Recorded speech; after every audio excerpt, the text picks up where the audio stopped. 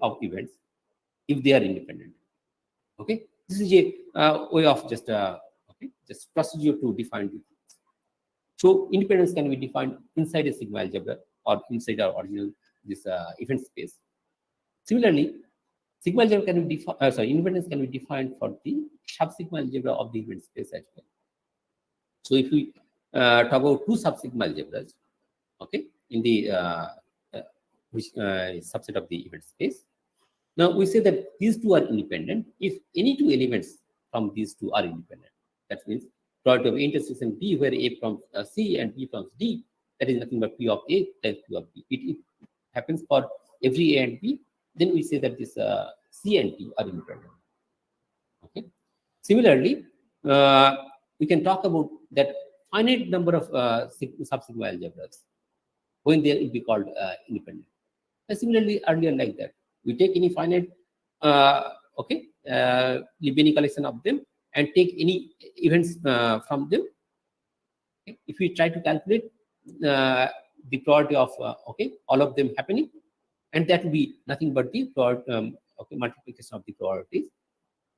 This then what will happen? This sigma algebras, they will be called independent, and a sequence of sigma algebra will be called independent if any finite number of sigma algebras, if they are independent in that sequence. So not only this in the sub-sigma algebra, we can define the independence in the random variable level as well, because every sigma algebra, random variable generates a sigma algebra on the real line. Okay, that sigma algebra will be generated by the sets of this. So the sigma algebra generated by this x on this event space, that will be given by this all those omegas such that x omega less plus x. Such sets which create a sigma algebra in the event space. Okay. Now, if we talk a sequence of xn's random variables, if the sigma algebra generated by those sequences, if they are independent, right, then we say that all these sequences are independent. Right? Again, somebody are raising hands. Is there any question?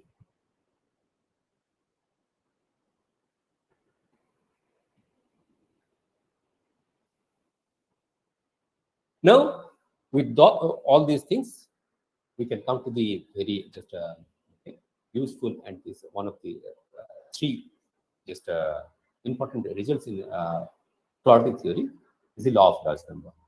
Okay, today the election counting is happening in UP and several other states. Okay, but there has been some indications who will win and other things. So how they have done it? They use this law of large number in their analysis, and they just try to mention what is the scenario we can see, and we can verify how far they are true after a few hours. Okay, so now what is the law of large number? Now, let us consider a sequence of random variables. That means one can think of sequence of measurable functions, but not just arbitrary measurable functions. They are independent. IID means independent and identically distributed. That means all of them are independent and all of them have their distribution functions same. Okay. Further, what we assume that this expectation of this x1 is mu. That means all of them has the mu as its expectation. Similarly, sigma square is the variance of x1, so all of them has the variance sigma square. Now, what do we want to do?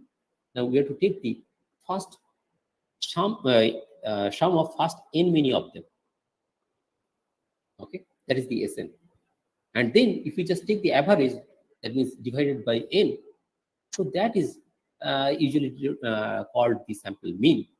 Okay, that is defined like this way. Okay, now we can calculate the expectation of this sample mean, because expectation being an integration, it will be linear. Okay, so that's why expectation of mu bar will be mu, and variance of Sn, that will be just n sigma square.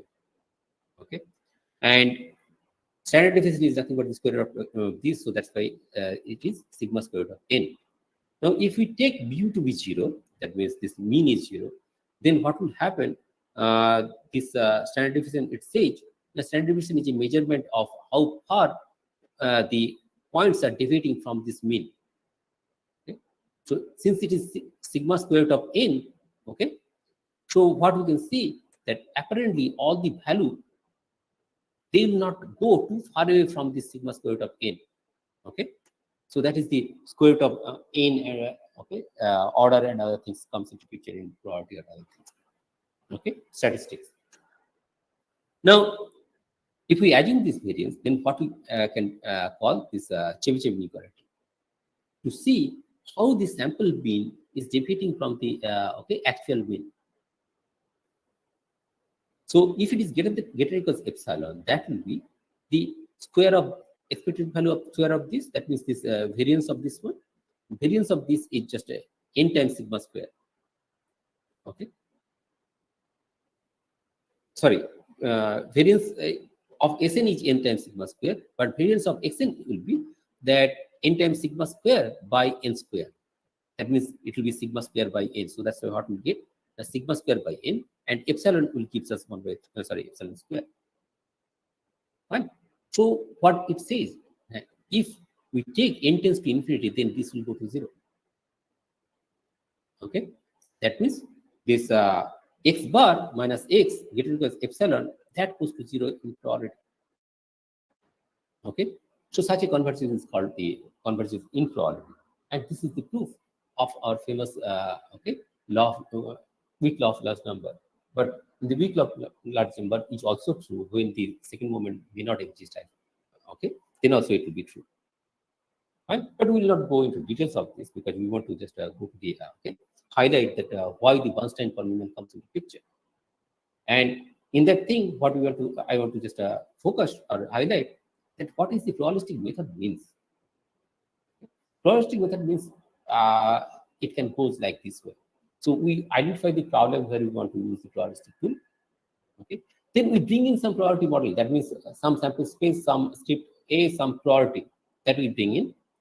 And then we associate that okay probability model with this problem we want to study or the property we want to study. And then we try to analyze this property through this probabilistic model and the results of probabilities. And then churn out the results we want, right? And conclude about the original property through this one. Okay. So that is the usually in a just a broad way that what is the probabilistic tool means or probabilistic method means. Right.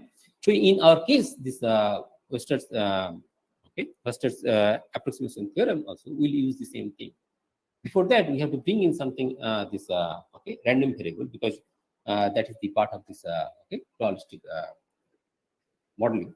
So for that, what we just try to define a Bernoulli trial. Bernoulli trial is nothing but an experiment where we have only two observations, either a success or a failure.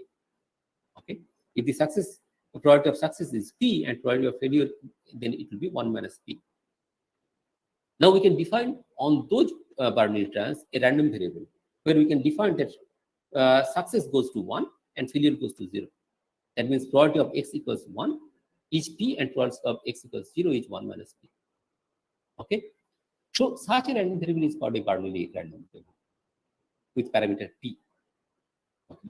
So one can think of tossing a coin and getting okay 1 or associating 1 with the heads and associating 0 with the tails.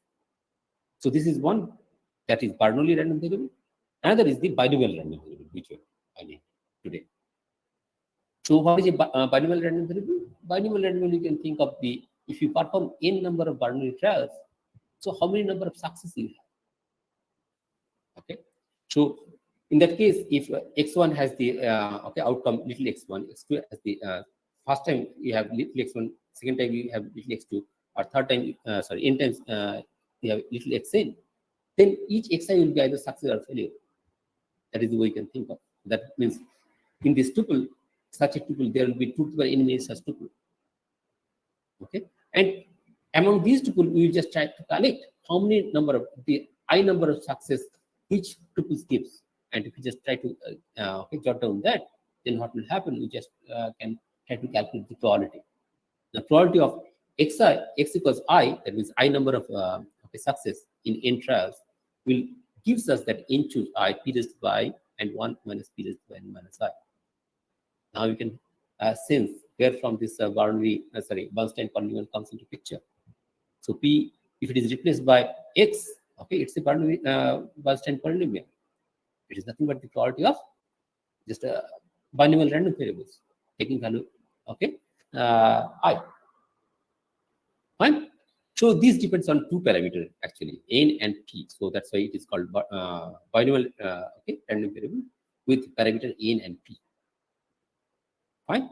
So with this, we want to note one more thing, that expectation of a Bernoulli random variable is p, which is the success probability, because it takes the success or the one with probability p, and expectation this binomial can be written as the sum of n independents Bernoulli. So that's why expectation will be linear, so it will be np, right? And variance of Bernoulli random variable will be p into 1 minus p, and variance of binomial random variable will be n times p into 1 minus p. Okay, so that is the thing we just have to remember. Now will be what? Now will be just and describe the idea behind the form of Bernstein polynomial. Okay, so there is, I have given you the hints that where from this Bernstein polynomial came, but how these functions comes into picture, functional value and the sum comes into picture. Okay, you can see. Now let x belongs to 0, 1, because we have taken the functions on 0, 1. The other functions we can just translate it to 0, 1, and then you can just do the same thing.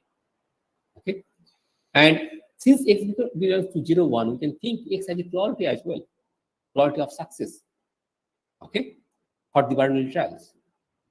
Now, what we can consider? We can consider IID Bernoulli random variables, x1, x2, x, a sequence of IID Bernoulli random variables with success probability p. That means it, okay, parameter x there. Now, what weak law of large numbers says? Now, this Sn by n, okay, because x is the now expectation of Sn by n, so it will convert to x in probability as n tends to infinity. Right? So where what is Sn? Sn is the first n minute sum of the Bernoulli random variables. So Sn is nothing but the binomial random variable actually. Okay, its distribution will be binomial random variable. So it is a random variable. Sn is a random variable. Sn by n is a random variable. We can talk about the function of Sn by n. That is also a random variable. Okay. Now we can ask what is its expectation. Okay. Right. Now expectation is E of f of Sn by n is nothing but the Sn can take value 0, 0, 1, 2 up to n. Okay. Sorry. And Sn by n can take value, we have to divide by n. Okay. Now each value, if it is k by n is taken, since it is a binomial random variable, it taken by this n choose k, okay, x raised to the power k and 1 minus x raised to the power n minus k. That is the thing we can get. So expectation of f of Sn by n is nothing but, in that case, then this value we have to evaluate at this function, and since it is a probability mass function, so we have to multiply by the probability. So this is the probability. So the nth constant polynomial for f is nothing but the expectation of this f for Sn by n, where Sn is the first, okay, sum of the n Bernoulli random variables. Right? So this is a idea which we bring in now due to probabilistic tool, but we are not okay just finished, because who says that this expectation will go to this f of x as intends to infinity? Okay, that is not sure. We get a polynomial, but why it will just approximate the our usual functions? This will be a polynomial only when this x vary, but we fix some x. Okay, for each x, why it will be so? That is the thing. There comes another probabilistic arguments we need, and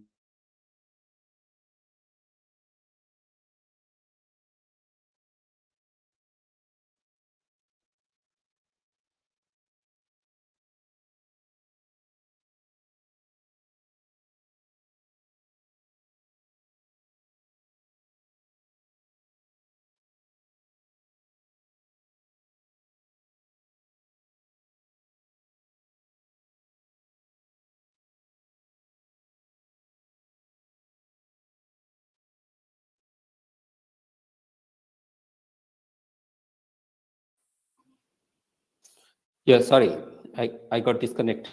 So am I audible now again? Yes, yes. Okay. Yeah. So there is a power cut, so my internet has gone. Fine. So now the thing is that this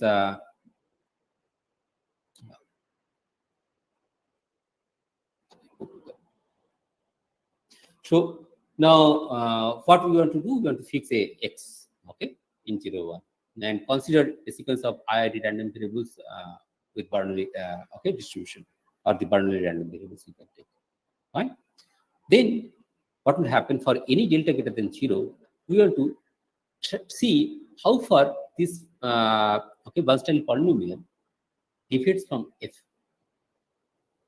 Okay, so that is the given by mod of this, and Bernstein polynomial is nothing but the expectation.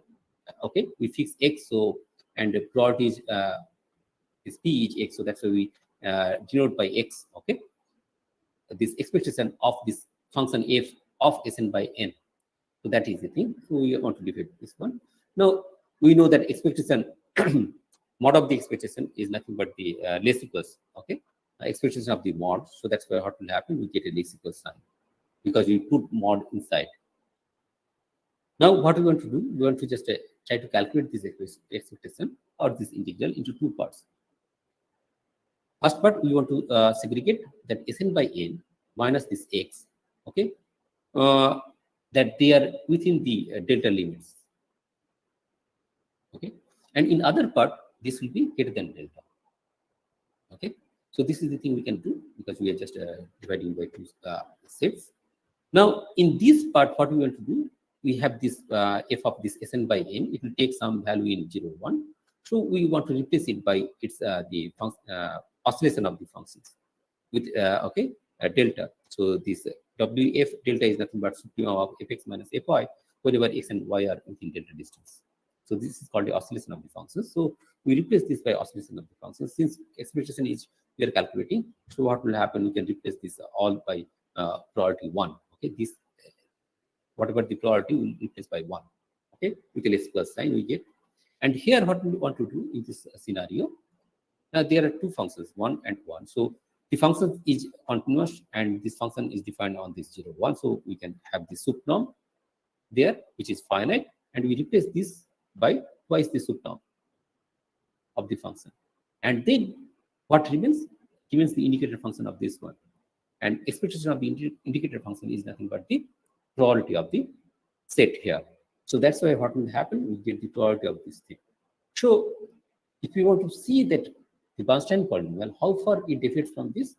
Now this is from the okay, this is less equals the oscillation of the functions and twice the norm of this probability. So this probability depends on x. So if we can justify or just okay, argue that this can be independent of x, okay, then we are in good shape.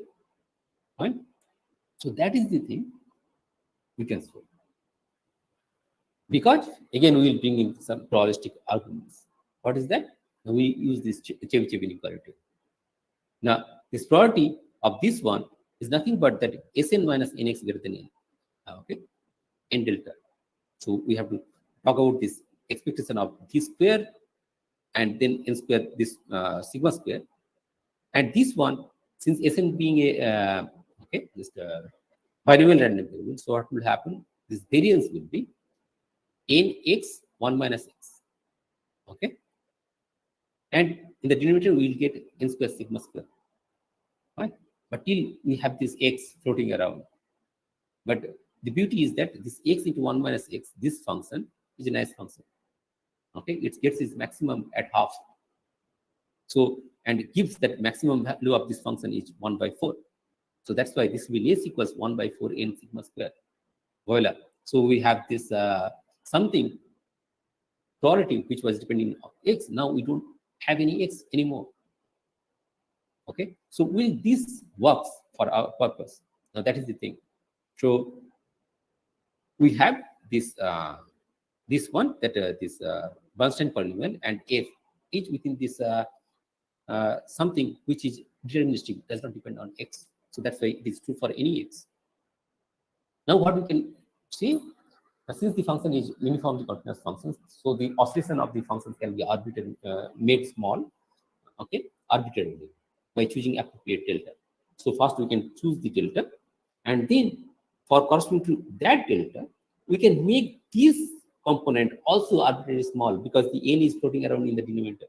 So we have in our hand n. Okay? So that's why what we can do, we can make this arbitrarily small. So see, this result, which does not have any probability, it is okay, results in analysis. But what we have done, we have used all sorts of the independence and this okay, inequality to get up to this point.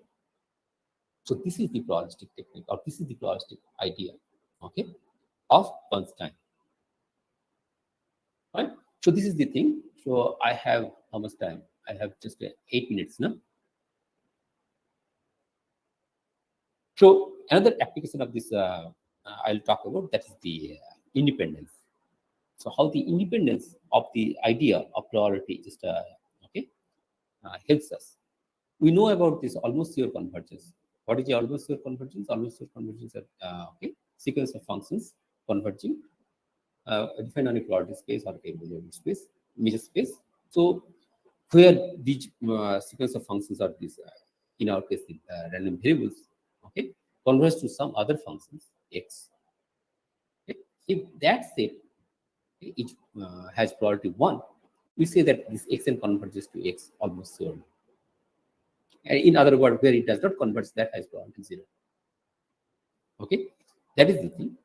Now, this almost zero convergence can be okay, written down to the this kind of sets, and this comes from this okay, sequential version of the convergence of this sorry, this different type without the epsilon delta things. We can say that this an sequence of real numbers converges to a, provided for every k greater than there exists m greater than 1, and that such that for all n greater than m, this thing happens.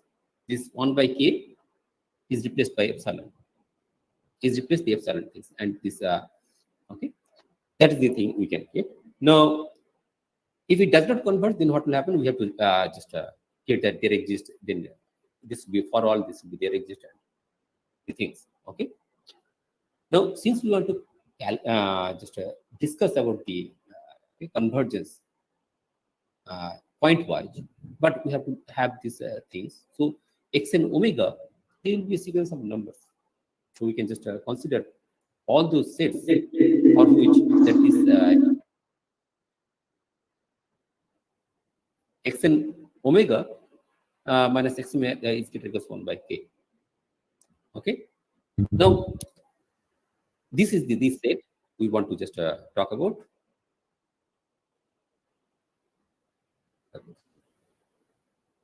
Am I audible? Am I audible? Yes, yes.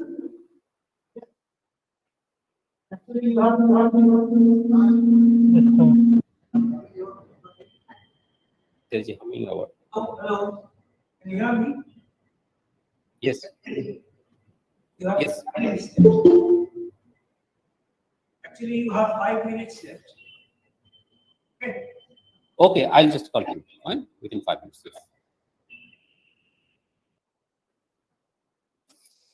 Fine. So this is the thing we get. Now, what we can get now, we can show that okay, this to show that xn converges to x, this probability of xn, sorry, probability of a equals 0, where a is of this form. This is just nothing but the repetition of this one. Okay. So k is countable. So if we can show that this is probability 0, that is good enough to show. Okay.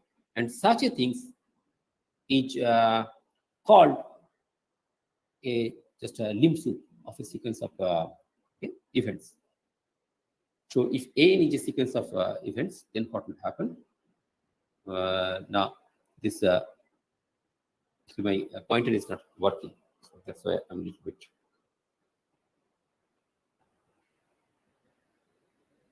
Yeah. So what will happen? This limb soup we can consider now. Limb soup is nothing but that all those points of a sequence of events, all those points where this omega or these points happens to be in infinitely many of these sets. Okay, that is the limb soup. Now, what will happen if we talk about this P of an, where P of an is finite, the summation P of an is finite, then what will happen? Now, for any m, this we can take out this tail things that from m onwards, what will happen is union of P of an, that will is equals this summation n equals m to infinity P of an. Okay, so that will go to 0 because we have assumed that the series converges, so the tail sum will go to 0, and hence what will happen, the limb soup, which is the okay, intersection of all such sets, that has to go to 0. So that's why we know the Bolt-Cantley lemma that says that if n is a sequence of events defined on a common priority space, then summation P of n, if it is finite, then what will happen? Now, all those points which are lying infinitely many of these n's, that will have priority 0. Okay, that comes from this argument. But can you see the inverse? That means P of summation P of n, it either can be just infinity. What will happen to that? Now we can use the independence of this an.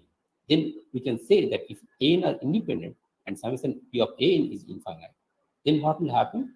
This is the all those points which belongs to infinitely often of this sequence, that will create the whole space kind of thing. So it will have priority 1. Okay, so I have no time to discuss about this, how this goes, but the independence will come into picture there. Okay, similarly, this several other problems can be just tackled with this one. This type of probabilistic arguments, like the coloring of hypergraphs, I don't have time to discuss, and or the normal numbers. Okay, we have the dyadic expansion of the numbers in between 0 and 1. If we just say that in these dyadic expansions, we take the so it can take 0 and 1. If we take up to first, okay, k many of them or n many of them, see how many numbers of 1 is there, and divided by n. So the proportion of 1s up to the n. So does it have a limit? So we want to say that it has a limit. Half. What are the points it has? It will have with a full priority. Okay. So such numbers are called normal numbers. These are all probabilistic tools, probabilistic arguments, that the probability of such normal numbers is 1 actually. So only very few are set of 0 points there. The diabetic expansion will not have this things. Not only that, this Dirichlet problem and other things, that also can have a construction of the proof, okay, functions, proof, constructional proof, so that it can be also just tackled. So there are several other places where the probabilistic tool can be applied. Okay, in our this master degree courses, we used to have this major theory course, but okay, I don't know how many of us just read these books. Probability and Measure by the Patrick Billingsley, and this Probability and Measure Theory by this Robert B. Ash and Catherine okay, Joe Daly. So these books are marvel kind of thing, which gives a lot of insights, which a mathematician can use for their just okay, arguments. And there is another book which is called Probabilistic Method, which is by Allen and Spencer, where they actually showed several problems of mathematics which can be tackled through this okay, probabilistic arguments. So with that, I stop. Namaskar and thank you.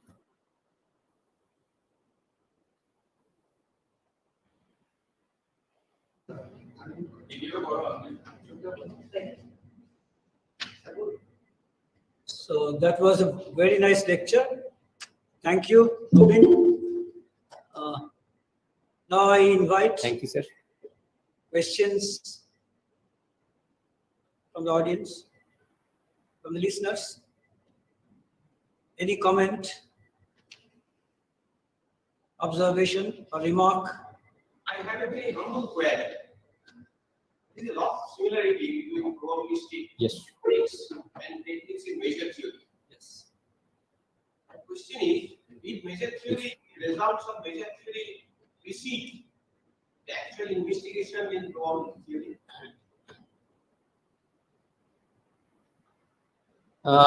Rather, I see the other way, that due to concept of independence that is new to that, okay, which is not there in major theory.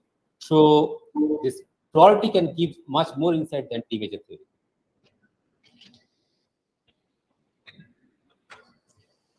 As we see this Burrell-Conti lemma, so we have almost the inverse because of the independence. We don't have that in a major theory. Okay. Then any other question, please?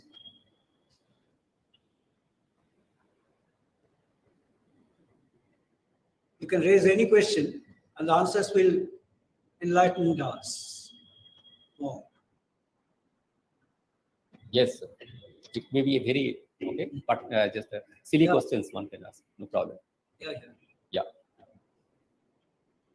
So if there is, so I can conclude that there is no question. So in that case, I thank Dr. Yeah. Yeah, thank you all for giving me this, especially the my friends Sandeep and okay, the others. We also Get thank the you. just a chance to just We also thank you for only behalf of the Speak here. department. We thank you. yeah, thank you, sir.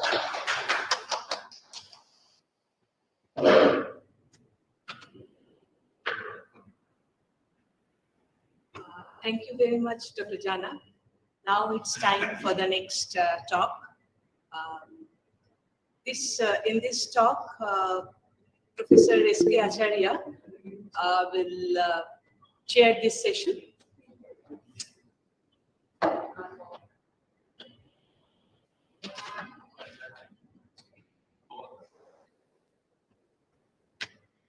Well, the speaker is Dr. Probal Pal from BITS Pilani, and I request Professor S.K. Acharya to chair this session. It's my privilege once again to introduce Professor Acharya, who was a very eminent teacher and a wonderful teacher of this department and a well-known researcher. He is very active till date in his research. He works mainly in the field of rings of continuous functions, and his current interest includes the ring of measurable functions too. And I request Professor Acharya to chair this session. Sir. Thank you very much, Dr. Otoshi Debrai. I must express my gratitude to this department. This was my department to ask me to chair this session.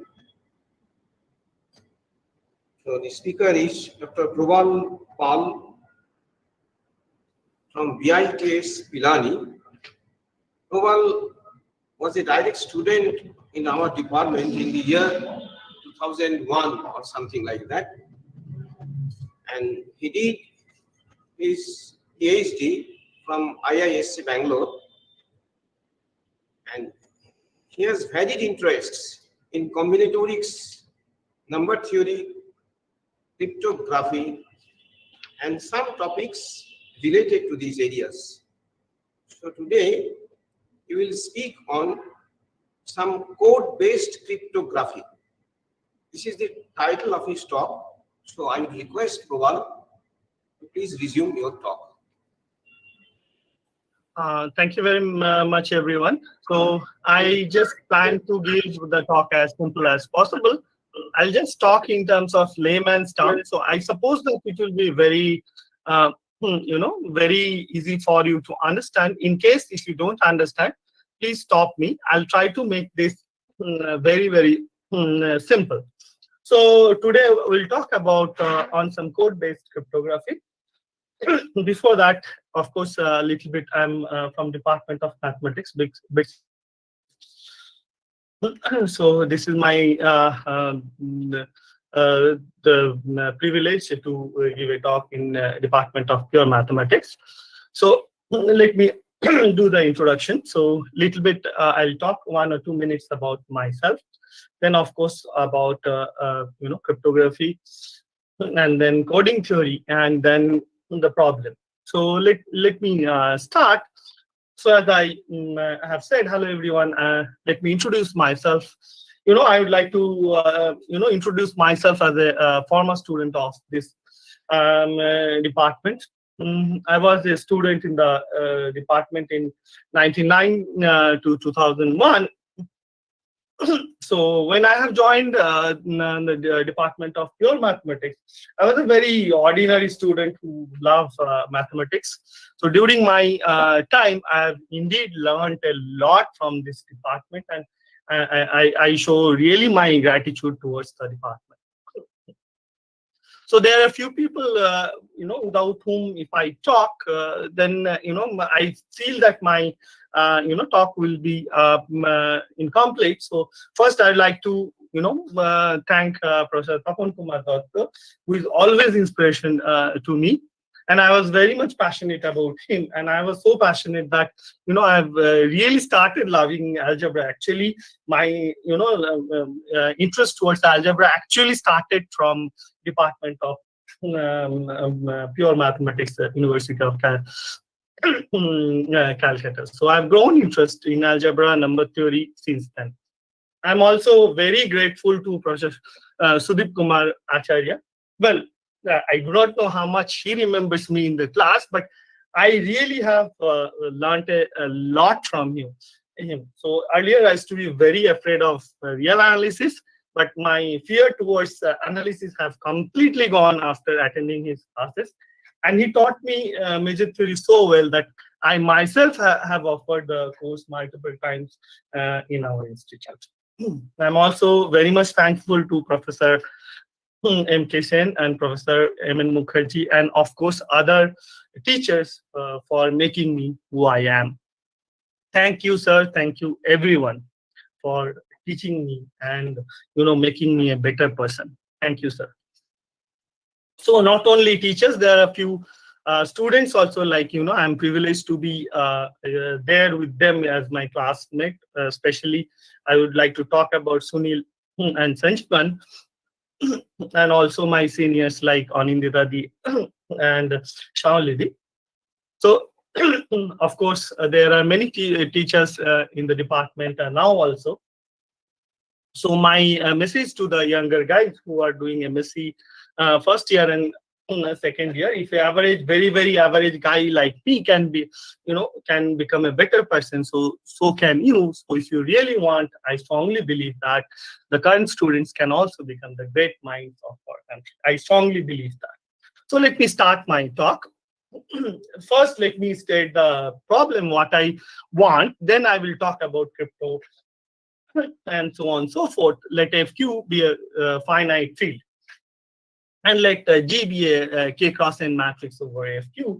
That is, G looks like this: G11, G12 up to G1N, G21, G22 up to G2N, likewise GK1, GK2, GKN. As you can see, it has K rows and N columns, with a very special property that if you pick any K columns of this, then they are linearly independent.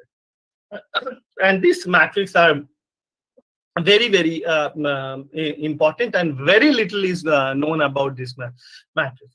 Now, suppose I consider the vector space these rows. So that's what I have written, like B, which is C1 V1, C2 V2, dot CK VK, where Vi is the ith rows of this. So let us ask the following question. The first question is that, can I find a vector in this vector space, say omega 1, omega 2 up to omega n, such that all the omega I is different from omega j. That means omega 1 is different from omega 2, omega 2 is different from omega 3, and omega 1 is different from omega 3, so on and so forth. So can I find a V with this property? The next question is very important. So if there exists one such V, suppose I get a vector space where I have one such V with the above property, then how many V's are there? These are extremely important question. So, okay, if I don't get the exact number, can we find the lower bound? Can we find the upper bound? This is what is the answer that I'm trying to guess. So let me come to it. Why do I want this question all of a sudden? So why this question is so important? So to answer this, let us start from the beginning. So let's start about cryptography. So what is cryptography? Cryptography is the study of sending the message in such a way that only the intended person can remove the disguise and read the messages. So if I want to talk to, say, Professor Sudip Kumar Acharya, I should only be able to talk to him, now, nobody else. If anybody else also get it, they would get nothing. So that kind of study is called cryptography. The message we want to send is called the plain text. And we do something so that others don't understand. That is, the disguised message is called the ciphertext. The process of converting a plain text to a ciphertext is called the encryption. And the reverse process, that is ciphertext to plain text, is called decryption. Now, of course, as you can see, if sometimes it is very important for us to know the others, if that is that person or somebody is say harmful for the society in some sense or others. So suppose one is not privy to the enciphering and deciphering information, but he or she would nevertheless like to able to read the coded message. This is called the breaking of the code, and the science of breaking codes is called cryptanalysis. And trust me, there is a huge prospect in the cryptanalysis, because nowadays everything is digital. So there is a group of people that we need to know that whether to see whatever the digital transactions or anything whatever we are doing, that is safe or not. So let me proceed. Cryptography is of two types. It is one is symmetric key and the other is public key. So let me talk about symmetric key. So symmetric key algorithms are class of algorithms for cryptography that use the same cryptographic keys for both encryption of plain text and decryption of plain text. The key may be identical, or there may be a simple transformation to go between two keys. The keys in practice represent a shared secret between two or more parties that can be used to maintain a private information link. So it is something like, suppose me and Professor Acharya want to share something. We meet sometime, we follow a rule, and with that we do it. That is in simple word, that is symmetric key. This requirement that access to the secret key is one of the main drawbacks of symmetric key in encryption in comparison to public key crypto system. Now, what is public key or asymmetric key crypto system? This is something like number law. Suppose I don't need to trust anyone. I just put a box anywhere, and so whoever wants to send me a message, so that box has some magic, some number which I only know, and I keep the box open. Anybody who wants to send me something, so he just put whatever message he wants and he just close the box. Once it is closed, he himself cannot open it. So something of that sort is called the public key cryptography.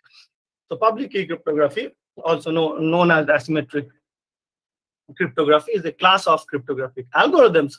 Of course, I've taken this definition as well from Wikipedia. So it is a class of cryptographic algorithms which requires two separate keys, one of which is secret or private, and the other one which is public. Although different, two parts of this key pair are mathematically linked.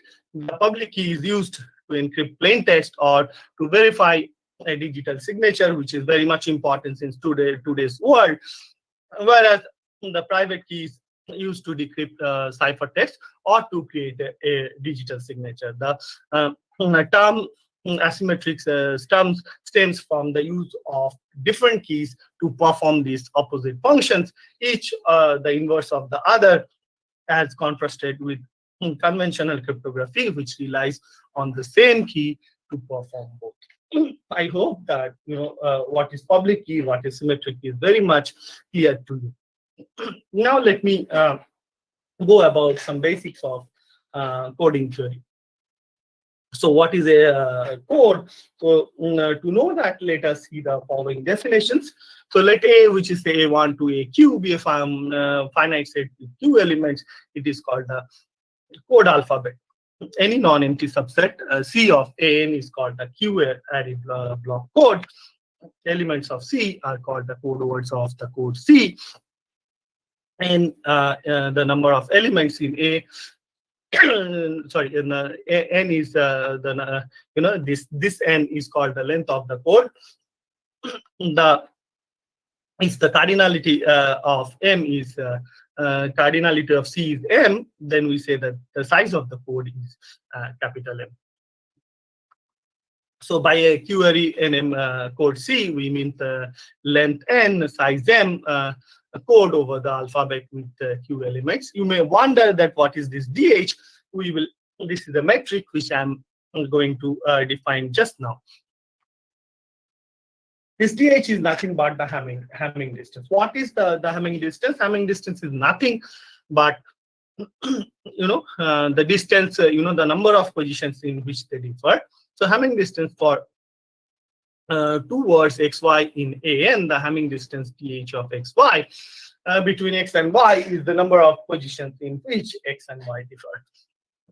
The Hamming distance between the vectors, for example, if you take say 1 0 1 1 1 and 0 0 1 0 1.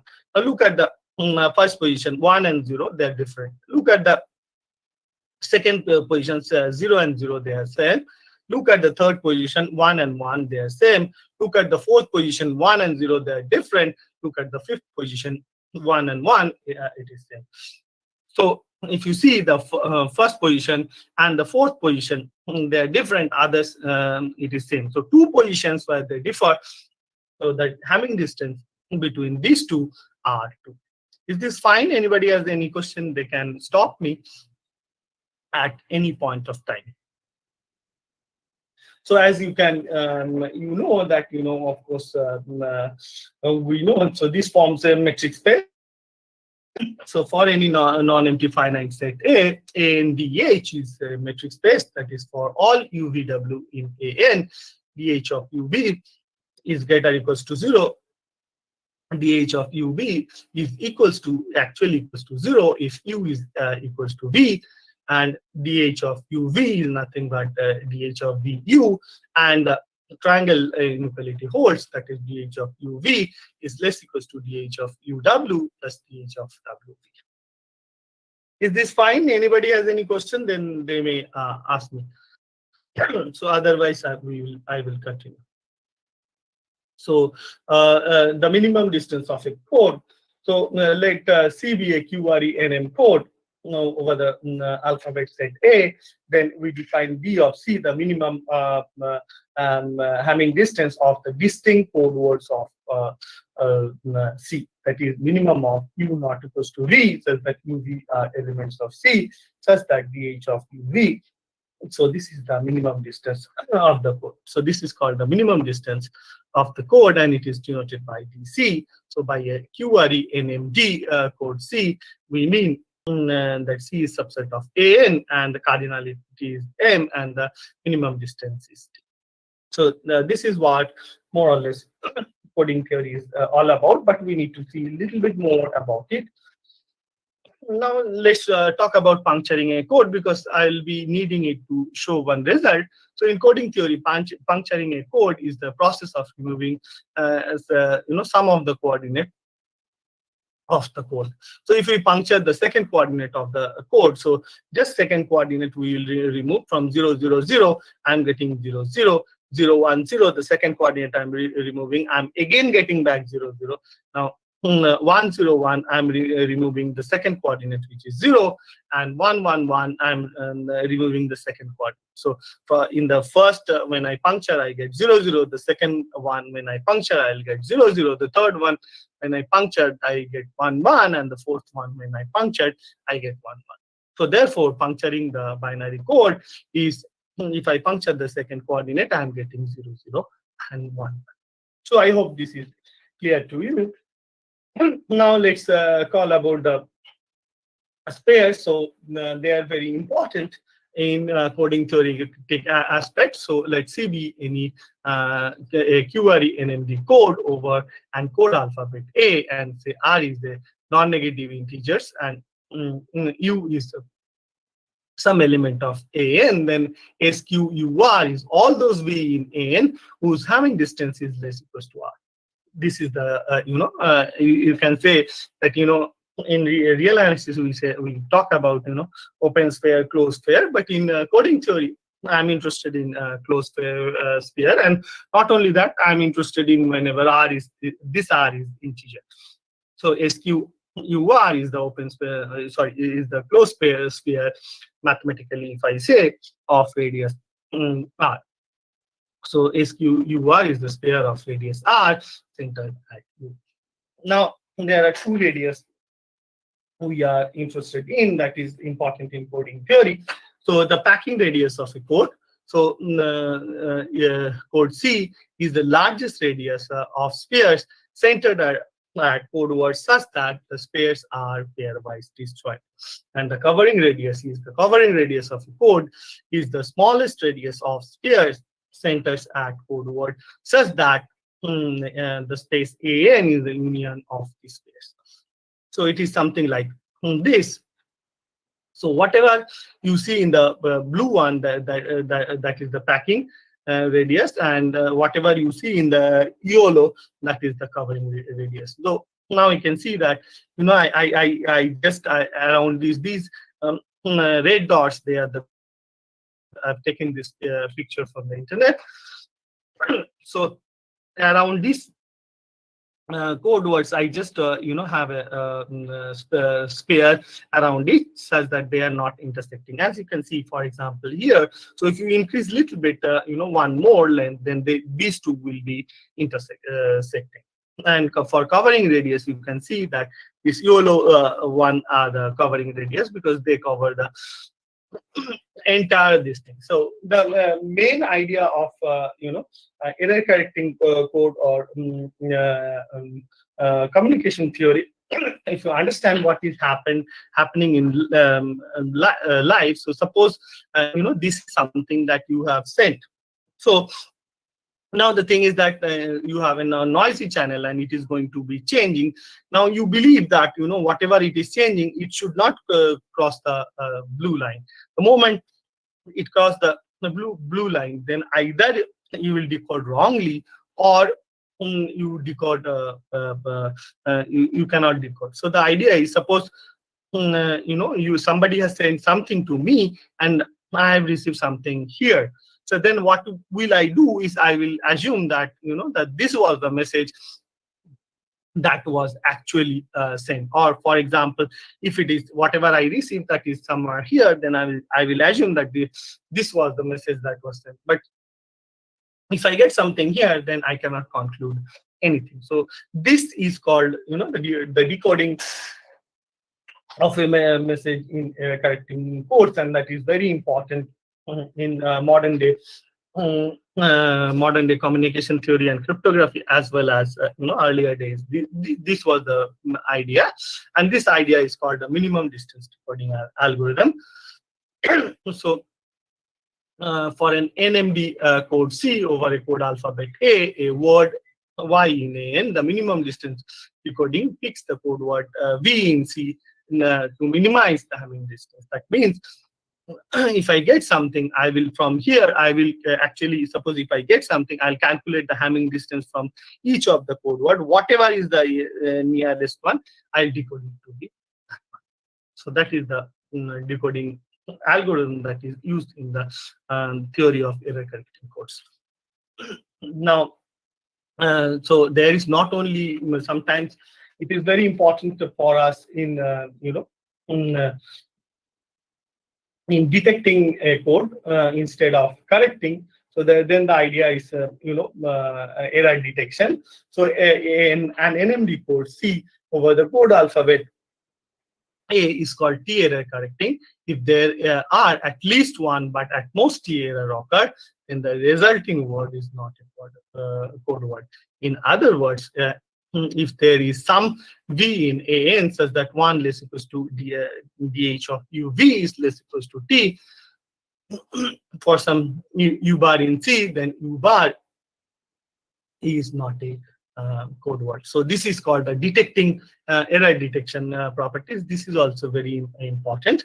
So the definition of exactly T error detecting. So an NMD code C over the code alphabet A is called exactly T error detecting if it is T error detecting but not T plus 1 error detecting. So I call a code as T error it is a 1 error detecting, 2 error detecting, but it is not 3 error detecting. Then I will say it is exactly 2 error detecting. So far, so good. So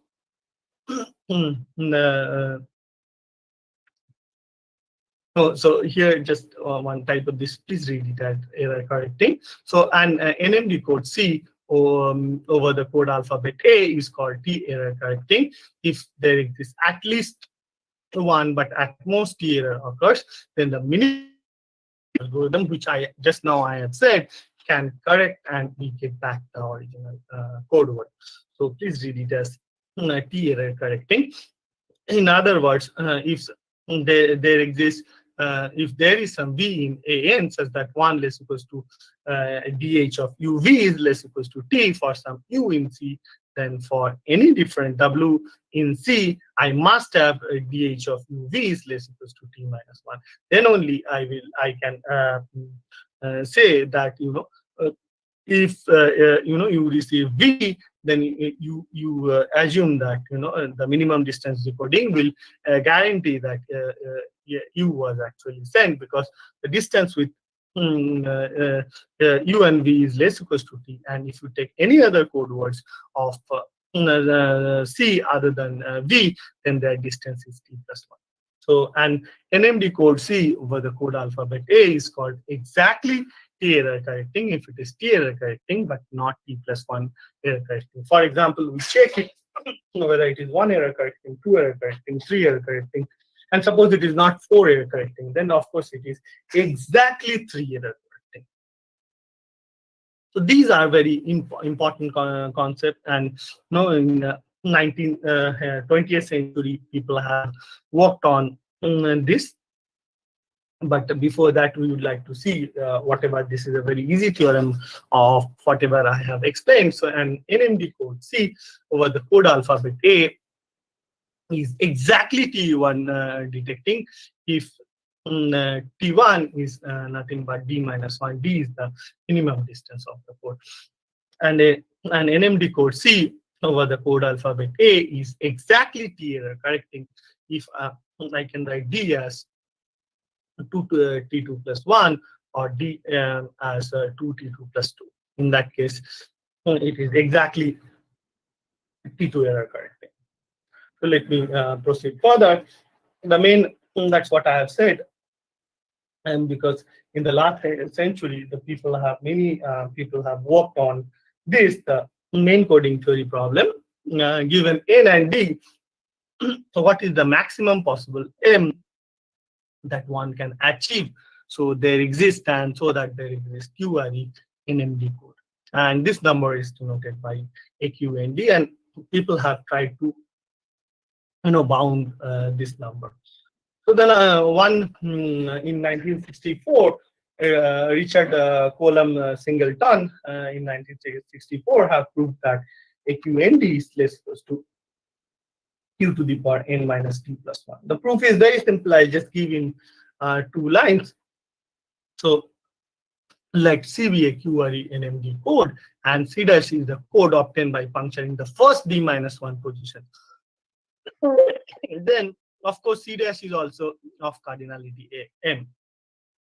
Since the distance is, since the minimum distance is d, so if you puncture the d minus 1 positions, then the first d minus 1 position, it can be seen very easily that two code words will not coincide after the puncturing.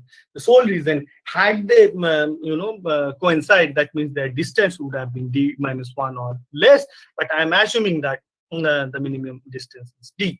So that's why, so if C is an NMD code and C dash is the code obtained by puncturing the first d minus 1 positions of C, then C dash also has cardinality M. Now, C dash has length n minus d plus 1, and therefore the cardinality of C is same as cardinality of C dash, which is less equals to q to the power n minus d plus 1. And this is the elementary property of vector space, which completes the proof. We achieve this bound. The answer is yes. And this type of codes with which achieves this bound are very important, and which are mainly something that I have shown you in the first slides of mine. So can we achieve the bound? The answer is yes. These codes are called MDS code, but they are linear codes. So linear codes are basically subspace of FQN. So let FQ be a finite field with Q elements, where Q is the prime power. So let L be a k-dimensional subspace of FQN with minimum distance d, and then L is called the NKD. The maximum distance separable code is as follows. So a linear NKD code over a finite field FQ is called the minimum distance. If the d follows this bound, d is equals to n minus k plus 1. And it can be shown that MDS codes can achieve the singleton bound. And these codes are very, very important, and this is what I would ask. So now that we understand enough of coding theory, so let's see the basics of secret sharing. What is secret sharing? That is something we have. The name suggests everything. So secret sharing is nothing but share a secret. So I hope that so far so good, and I hope that I'm still okay. So let me go to basics of secret sharing. As you have understood, whatever you have understood about secret sharing, of course there are other code-based cryptography also, which also I'm working, but I just want to show a particular direction that is very interesting. So what is secret sharing? As the name suggested, so a secret is shared among many participants, so that whenever any authorized set of participants comes, they can reveal the secret. The idea is something like this. I've taken this picture from the internet. Suppose this is something is the key. So instead of this, the first guy I give something like this, the second guy I give something like this, and the third guy I give something like this. So if our first guy wants to open, he will get nothing. The second guy, he wants to open, he will get nothing. And the third guy also, if he wants to open, he will get nothing. But if the first and second guy comes, they can open. If the first and second comes, they can open. The first and third, they can open. And the second and third, they can open. So this is precisely, what you see is a secret is shared among many participants, so that some people, authorized people, can reveal the secret. So that's what. So sharing is secret sharing is refers to method of distributing a secret among a group of participants, each of whom is allocated a share on the secret can be reconstructed only when a sufficient number of possibly different types of shares are combined together. Individual shares are no use of its own.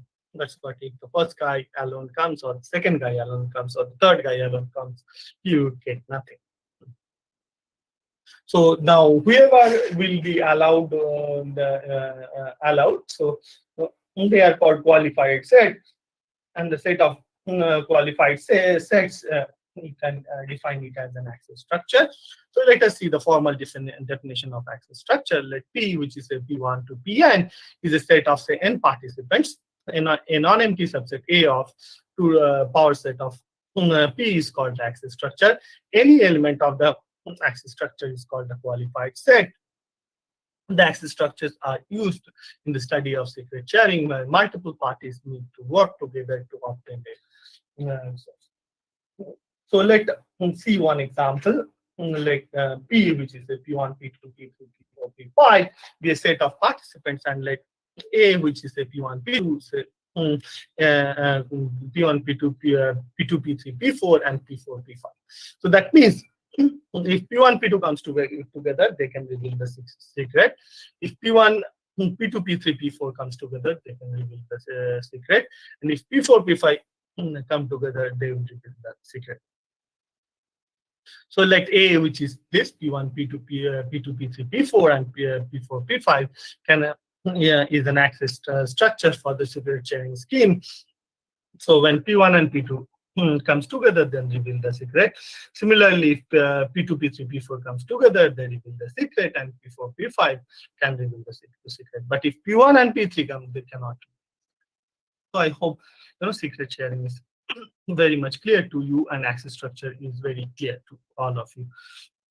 So next is monotone secret sharing. The monotone idea is as follows. Suppose say me and Professor Acharya come together, and we can reveal some secret. If some more guys also come, then there will be two possibilities. Then we may not be able to reveal the secret, or it doesn't matter if somebody else also comes, then also we can reveal the secret. So the second property is called monotone. So what is this? Like P, which is a P1 to Pn, Pn be a set of participants, a secret sharing scheme with access structure. Gamma is called monotone if A is in gamma, and if A dash is such that A dash is a superset of A, then A dash also will be. So that means, anybody has any question? Okay, that means any superset.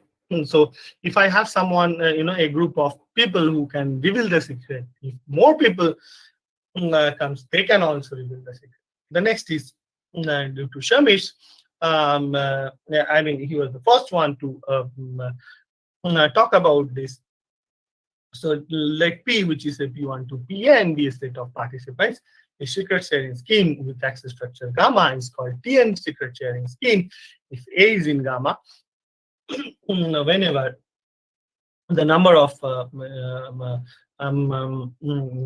participants in A is more than T, that means whenever there is T or more people come together, then they can reveal the secret. So this is called the Tn secret sharing. Well, Shamil was possibly the first one to talk about this, but he was not. There were other ways of using coding theory also. This is due to G.R. Blackley and G.A. Tiansky. They have used TN secret sharing MDS code. The idea is very simple. I just, in one line, I would say, normally we use the following setup. Say, let P1 to Pn1 be a set of participants. Let Q be a large prime power, and L be a QRE MDS codes with K is greater than N1. So let W, which is a V, V1, V2 up to Vn minus 1, and be N1 N minus 1 be the arbitrary code word in L, then we keep the first one as a secret, and let V1 be the share of P1, V2 be the share of P2, and likewise. So Vn1 is the share of Pn1. So I keep this as the first one as a secret, and the next one I give it to the first participant. The next one I give it to the second participant. The next one I gave it to the third participant, so on and so forth. So V1 N1 I give it to the N1 participants. Now, if k participants come together, namely Pi1 up to Pik come together, so there is only one code word in L, namely W, whose ij position is Bij for 1 is equals to j is equals to k. This is the beautiful property due to MDS code. We can explore these properties with minimum distance decoding. That's we can get only one code word W if they know L, but if k minus 1 or lesser participant comes, then they cannot get anything. So therefore, it is interesting to know, can I get something with all of them are, say, distinct? This is a very natural question which came to my mind. I do not know, maybe it has come to others' mind as well, but it came to my mind. So that's what from the above structure, we see that all the coordinates must be pseudo-random in the sense that it is difficult for any third party to guess. Therefore, it is natural to ask or look for an NDS code whose all coordinates are distinct. So this is why I was, I was interested. So of course, I have not completed, but I would get certain bounds of it, of course, with the help of my friend, Dr. Mohan and Chintamani from University of Hyderabad. So this is what we have found. So like nk are positive integers with k is equal to n, that p be a prime with p is greater than n to the power 4 plus 5n square minus 2n upon 4, and then any nk p MDS code have p minus n into n plus 1 by 2 into p to the power k minus 1 code words whose all coordinates are non-zero and distinct. So that actually has answered what I have asked. So how we have proved in the proof, we have first proved how many distinct such code words are there if there is one such. So suppose you have one, then how many you can count. Of course, as you can see, there can be more also, but we can at least prove that this many are there. Of course, our work we need to improve a bit. So we have also investigated what condition on P. So we have used a combinatorial algorithm. On P, one can get at least one such code words, and now finally combining both the results.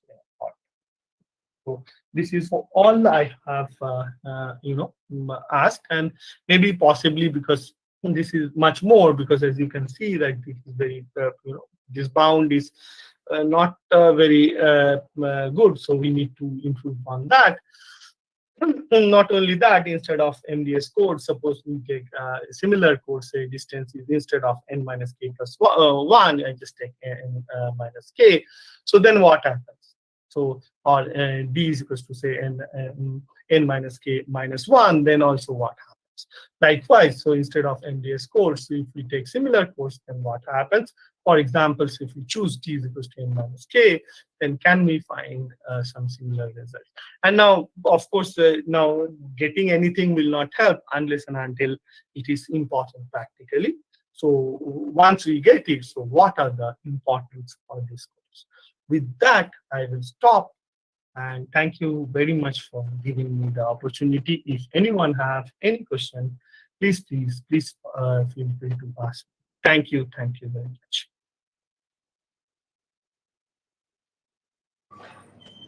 Thank you,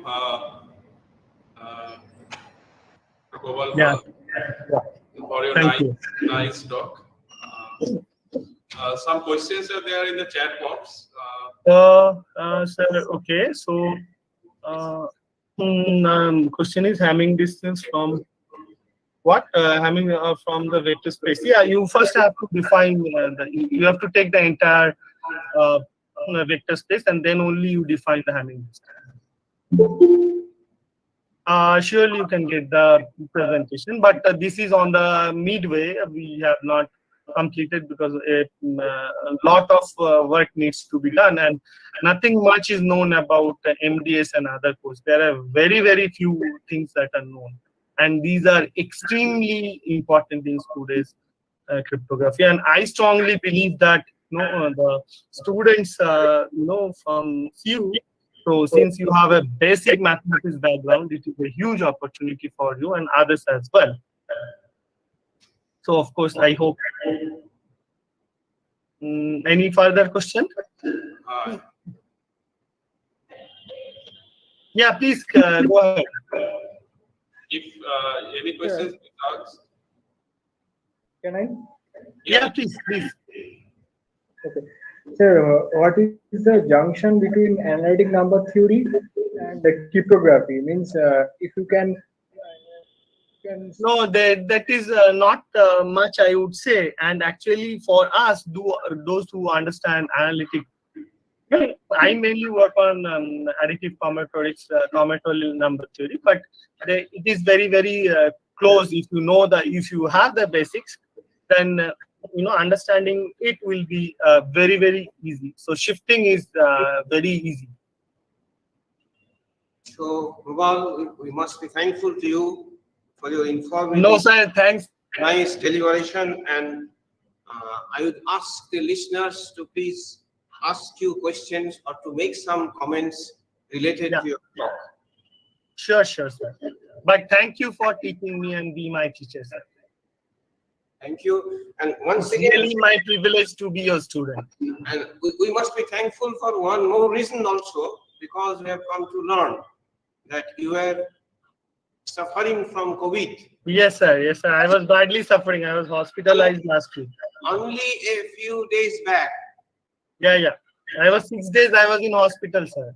Right. And after recovering from such a deadly disease, I should say. Yeah, I got the beta variant, sir. That is very deadly. The second one, early 2020. Just Not the Omicron. ignoring all those things. No, sir. It is my privilege. You have delivered an excellent talk. So Thank you, sir. this is we should give you an extra thanks for that. It is my privilege, sir. So if there is no other question, so we can call this technical session. Just Yes, sir. So shall I stop my presentation, sir? Yes. yes. Yeah. Thank you very much Thank you. for giving me the opportunity. So for the participants, there is one feedback link already we have provided it. So there is no other feedback link for this session. Okay.